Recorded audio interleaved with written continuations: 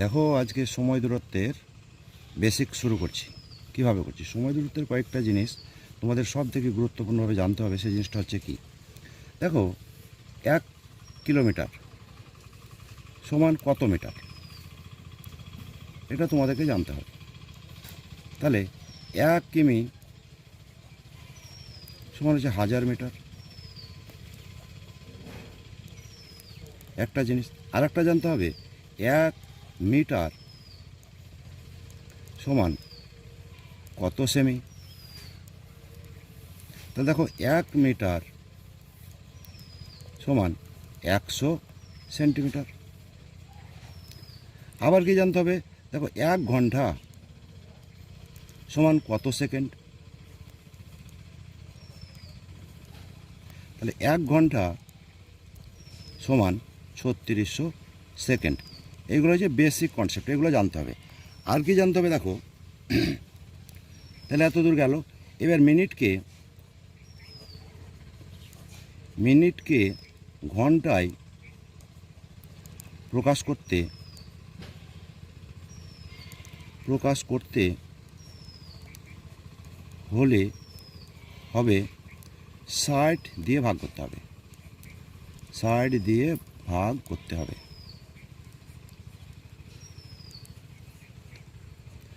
আবার ঘন্টাকে মিনিট করতে হলে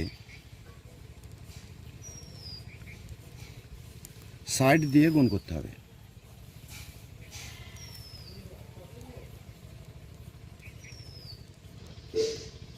এইসবগুলো তোমাদের জানতে হবে। আর কি জানতে হবে দেখো, এবার বলছে দেখো 60 কিলোমিটার, 60 কিমিকে মিটার পার সেকেন্ডে প্রকাশ করতে হবে। তাহলে দেখো 60 কিমি ইন্টু 5/18 দিয়ে গুণ করতে হবে। তাহলে আমি কাটলাম, দেখো 6 দিন কাটলাম, 6 10 60, 3 6 18। তাহলে কত হলো? 50/3 metre per second.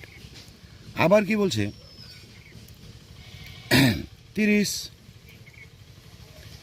Metre per সেকেন্ডকে কিমি পার ঘন্টায় প্রকাশ করো। কিমি বাই ঘন্টায় প্রকাশ করো। তখন কি হবে দেখো, তাহলে 30 মিটার ইন্টু 18/5 কেটে দিলাম, 5 6 30 সমান কত হলো? 6 18 108 কিমি পার ঘন্টা। এইসবগুলো বেসিক কনসেপ্ট তোমাদেরকে জানতেই হবে। এইগুলো না জানলে অঙ্ক আগাতে পারবে না। এবার দেখো আরও কি বলছে, 72 কিমি কে মিটার পার সেকেন্ডে প্রকাশ করো। কীভাবে দেখো, 72 ইন্টু 5/18 কেটে দিলাম, 4 18 72। তাহলে কত হলো? 20 মিটার পার সেকেন্ড। এরকম অনেক কনসেপ্ট আছে। এবার আর একটা জিনিস দেখো, একটি ট্রেন নির্দিষ্ট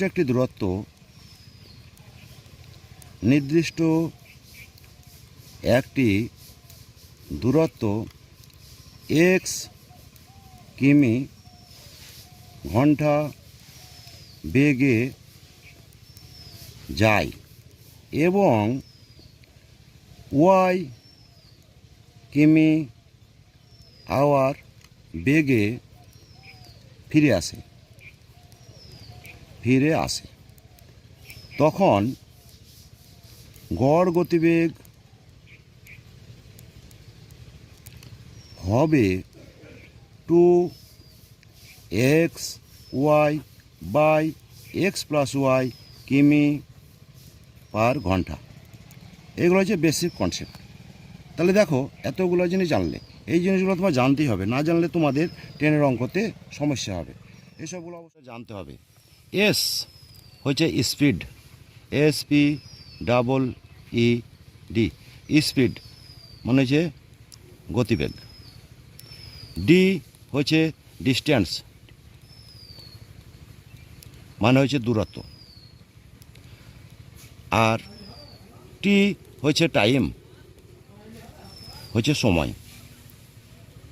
দেখো কিভাবে করছি, তাহলে আমরা জানি এস ইন্টু টি সমান হচ্ছে ডি, আবার S is equal to D by T, আবার T is equal to D by S. এই সবগুলো জানতে হবে। অতিক্রান্ত দূরত্ব সমান কি, টাইম সমান কি, স্পিড সমান কি। ঠিক আছে, চলো।